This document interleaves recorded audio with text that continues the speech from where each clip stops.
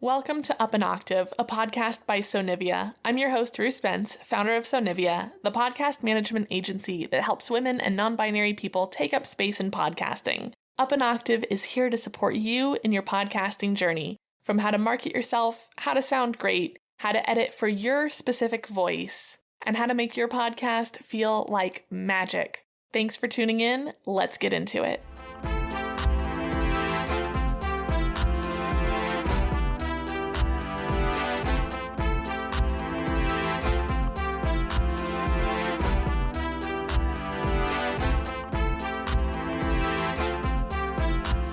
Welcome back to Up an Octave. Today I am talking about room tone and background noise, the fuzzy sounds that can sometimes muddy your message.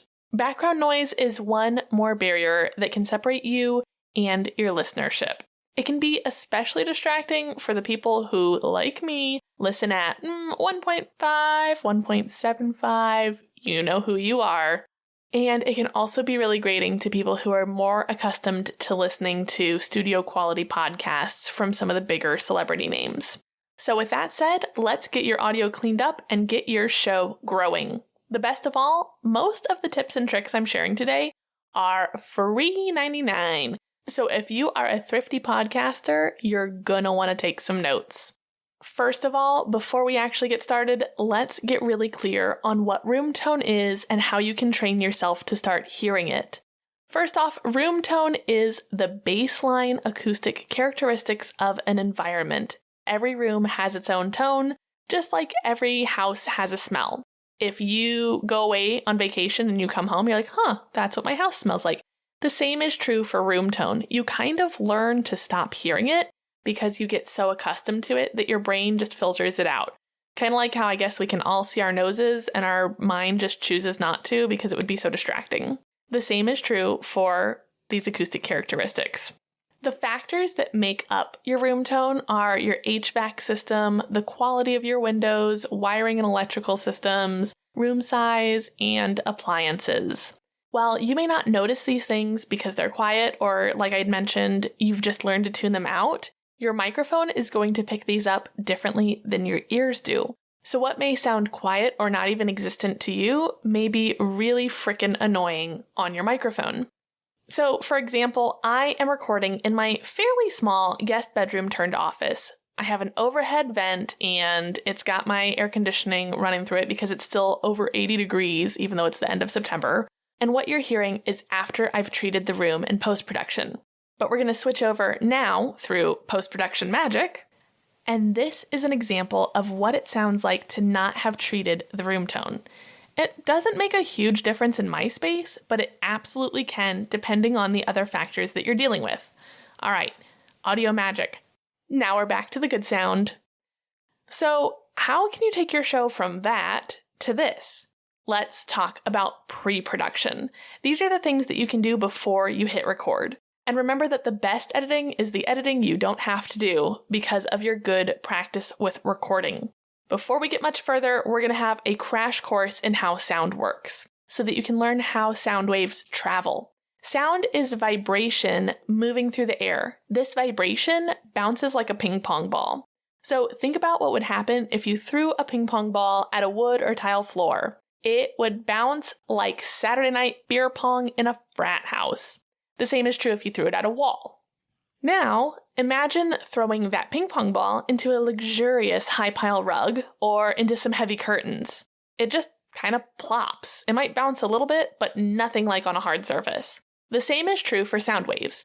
They will bounce and bounce and bounce off of the hard surfaces in your space. This is why you see those foamy soundproofing tiles in recording studios. Softer materials eat the sound waves so that they can't bounce and create an echo. This idea is why I suggest, and so many other people suggest, recording in a closet full of clothes.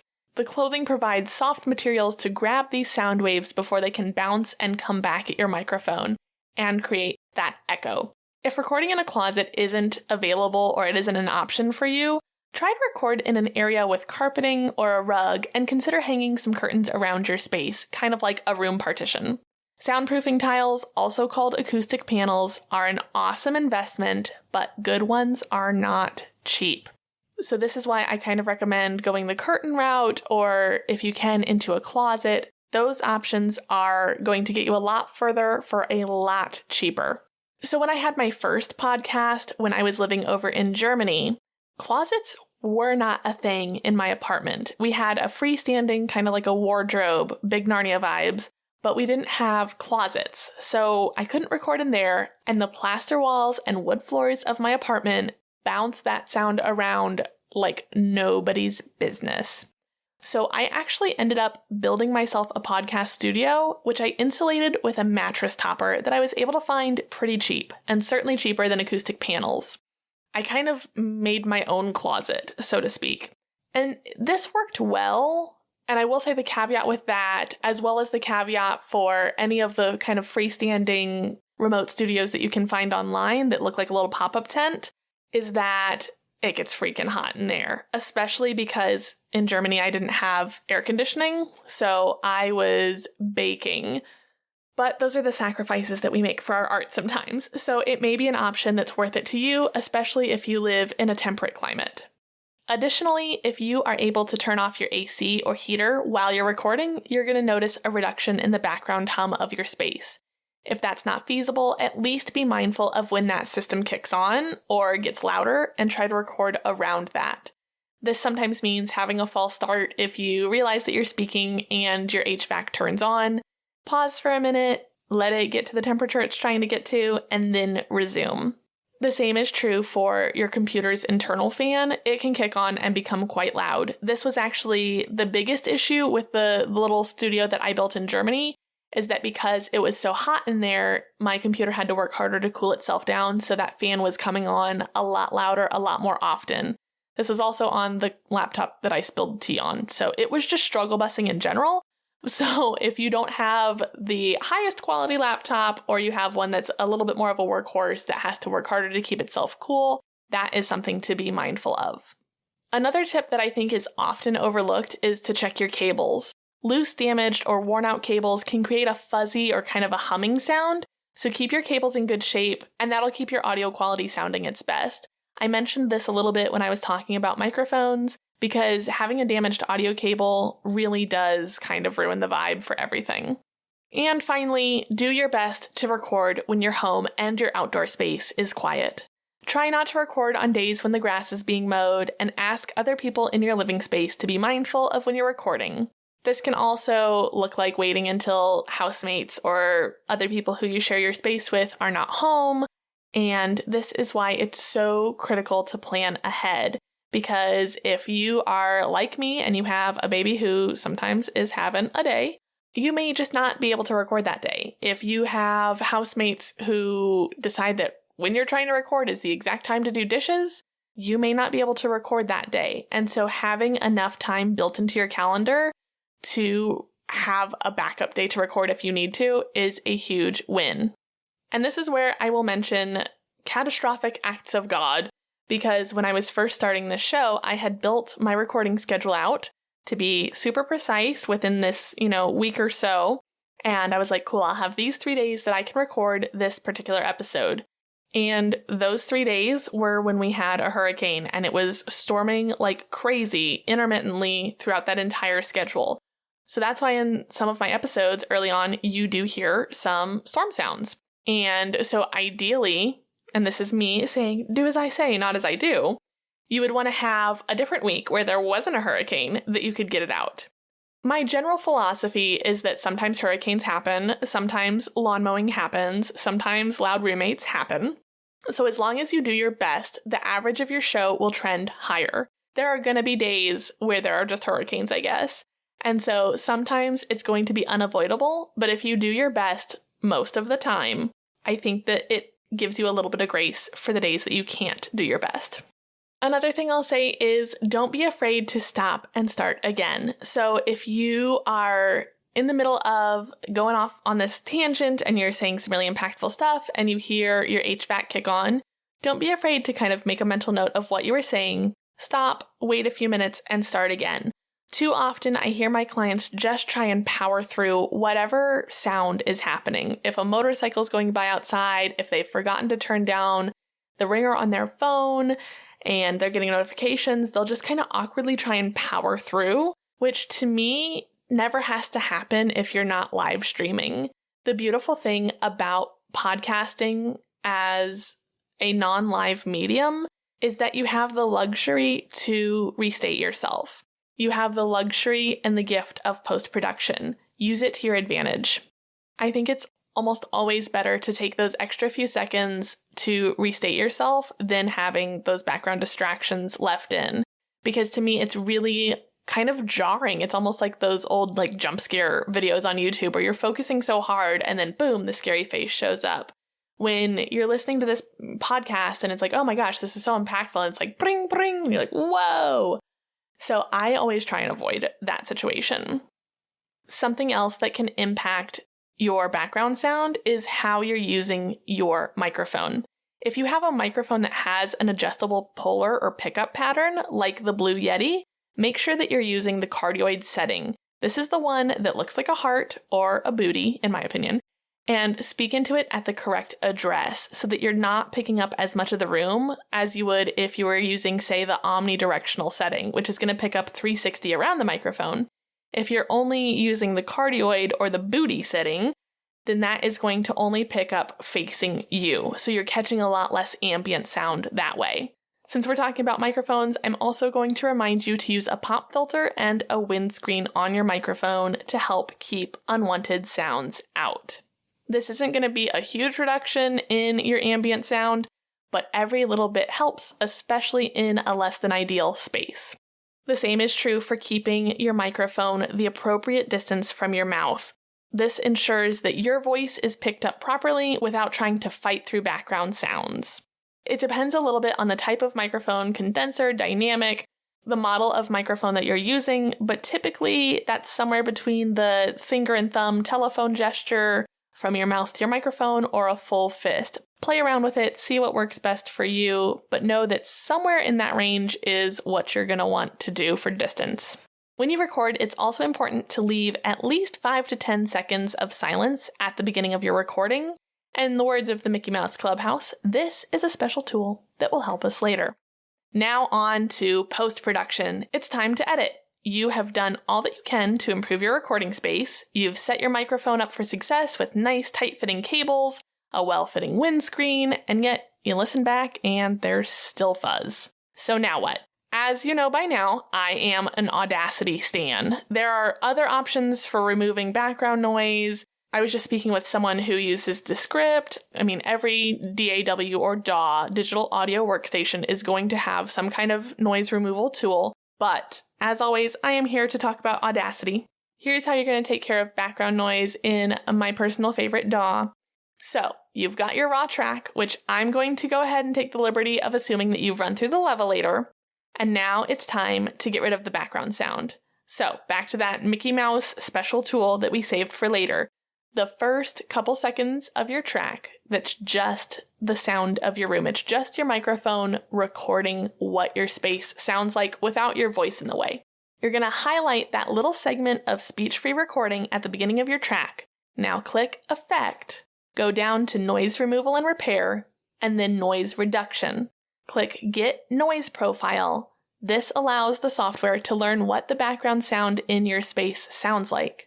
Now, once that happens, you're going to double-click the track entirely and highlight the whole thing and click back up into Effect, Noise Removal and Repair, Noise Reduction, and then you're going to click OK. Leave the settings exactly as they are, and you're going to see your sound waves change, and hopefully the little ones that you're seeing have pretty much gone away completely, and it's taken out those room sounds that you're not wanting. For really loud background sound, with the whole track selected still, hit Control or Command and R and run it over one more time. I don't suggest running noise reduction more than twice because it'll take too much of the humanity out of your voice at that point, and you kind of start to sound like a robot and it sounds too edited.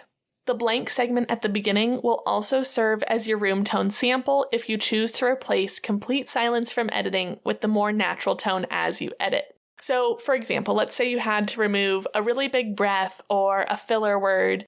Instead of completely silencing that segment with, say, using Amplify -50, You can paste in the room tone from the beginning, that little sample, to keep that blank space sounding more organic, so it's not just completely muted. This isn't always necessary, especially if you don't have a lot of room tone, but in especially noisy rooms with not so great microphones, this can keep the track from going like loud, silent, loud, silent, loud, silent, and making your listeners almost like kind of dizzy. Because I think that when you have these grating spaces where you can hear like the slight like whooshing sound of a not so great microphone or a loud room, and then it's just dead silence, I can hear all of those little edits, and it just sounds kind of slapped together. I think that a little bit of room tone keeps that organic feeling so that it doesn't sound so edited, and I think it keeps a little bit more of the intimacy and authenticity of what you're doing. So after you use noise reduction, you can continue your typical editing workflow, and boom, you have an episode. So to recap, the free things that you can do are to try and record in a softer room with some luxurious textiles, i.e. your fabulous clothing. If that's not an option, trying to pick somewhere that has carpet or where you can hang a heavy blanket or some curtains. Those are all free options. Audacity, of course, is free.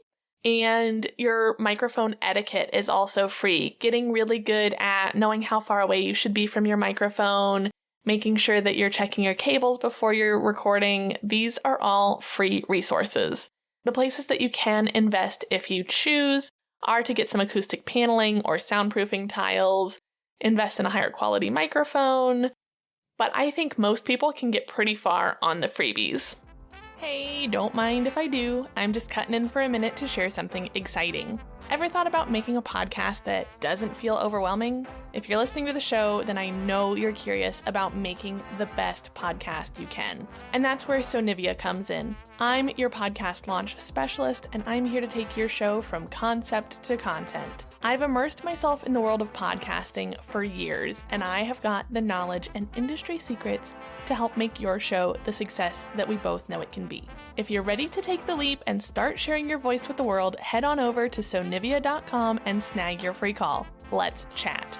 Oh, and by the way, the party's still on. I decided to keep celebrating until Halloween. So mention Up an Octave when booking your call before October 31st for a cool $50 off of your launch. Let's make some podcasting magic together. Your dream show awaits! Anyway, now back to the good stuff. Alrighty, so today's question comes from Zoe over at the Spunky VA. Zoe asks, my question is, what tips do you have to get better audio quality when interviewing guests remotely, and they may not have all of the podcasting gear? For example, what platform to use, what settings to put the meeting or streaming platform on, or tips on how to set up their space to avoid distortions. This is a fantastic question because a lot of times the experts that you're wanting to have on your show are not going to be podcasters, and they're not going to be coming from an audio mindset. The first thing that I suggest is not so much a tech tip as it is for you to get really comfortable as an interviewer so that you're able to pull the most value out of these people. Oftentimes, your listeners are going to be more willing to listen to lower quality audio if there is high quality content. Prepare your guest ahead of time by sending them over an info sheet about the software you'll be recording with and tips for them to sound their best. If people have a little bit of time to prepare, there's a chance that they can eke out a higher quality than if some of the stuff is just like sprung on them at the last moment. So the things that I would cover on that sheet would be, if at all possible, using an external microphone with headphones is the best option. A lot of people since COVID, when we were all working remotely, had to buy at least like a Blue Snowball or some kind of external mic for all the Zoom meetings. So at this point, many people do have an external microphone laying around. If this isn't available to your guest, I would say at least using hardwired earbuds with the mic on the cord would be my next preferred option, with Bluetooth AirPods or whatever, along with the integrated laptop mic being my absolute bottom tier. I think that especially when you are remote recording, having Bluetooth just adds another element of lag on top of trying to get two people's internet connections and computers to communicate. Then you're having to do the Bluetooth. It just makes for a less comfortable experience, a less organic conversation as you're waiting for the lag. I advise against it really strongly. As far as what platform to use, I am personally a Zencastr girly for that cloud recording. I think it's the most user-friendly for podcasters and non-podcasters alike, and in my opinion, it generates the highest quality of audio. I recommend Zencastr over Riverside FM because I have actually had several instances of clients having corrupted files with Riverside, and I tend to think that the quality is a little bit lower, but I will absolutely use it in a pinch if Zencastr is having a rough day. The last option for cloud recording that I recommend is Zoom. Zoom does provide the worst quality recordings out of these three options, but the trade-off is that it is the most user-friendly, which is a sacrifice that may be worth making in some cases. At this point, almost everybody and their mama has used Zoom, has it downloaded on their computer, and feels at least kind of comfortable with it. So if the person that you're interviewing isn't super tech savvy, Zoom may be the way to go, just so that they have a more pleasant experience, so they don't feel frazzled and are not able to provide the level of quality that they want to because of how anxious they are about the software. With any of these options, you may find that issues with crosstalk happen, where if you're talking at the same time, the software will sort of select one voice as the primary, and that'll muffle or kind of blot out the other voice. A solution for this is, for your end of the recording at least, to record locally in Audacity in tandem with your cloud recording, so that at least your audio has that consistent high quality between a solo episode and your guest episode. This takes a little bit more work to line it up in post-production, but I think sometimes it can be worth it. In my opinion, if at least your audio sounds good, listeners are more likely to put up with less than stellar guest audio, because they're like, okay, well, at least Zoe's audio is kind of there as the consistent, it sounds really strong, so I know Zoe's going to lead the ship. Even if the guest doesn't sound so great, I can at least rely on Zoe to sound great. I really recommend conducting your interview with the camera off, especially if you're an audio-only podcast. I know some people who do video podcasts don't have this luxury, but if you're an audio-only podcast, having the camera off uses less of your internet bandwidth, so that bandwidth can kind of go to improving the audio quality. Because if, say, you're on a kind of slow connection and it's trying to feed through video feed as well as recording the sound, it can just kind of make all of it suck. You'll have laggy video, you'll have blips in your audio. So I think keeping the camera off keeps that audio quality a lot higher. And finally, speaking on internet, if you can hardline in your internet connection instead of being recorded over Wi-Fi and get your guests to do the same, you will be rewarded hand over fist with better audio. Wi-Fi sometimes just can't quite keep up, and having that hardline connection with an Ethernet cable just really does improve the quality. So Zoe, I hope this helps. In the meantime, go check out her show, The Spunky VA. She is doing some awesome stuff, and she is an absolute blast and a half to listen to. That concludes our episode on how to get your room tone in Chickadee Check. Thank you so much for listening. Next week, I will be passing the mic to Kennedy Castillo to talk about her 3 podcasts. You heard me right, 1, 2, and 3. And how she started a podcast network. Kennedy is doing the most, and she's doing it with style.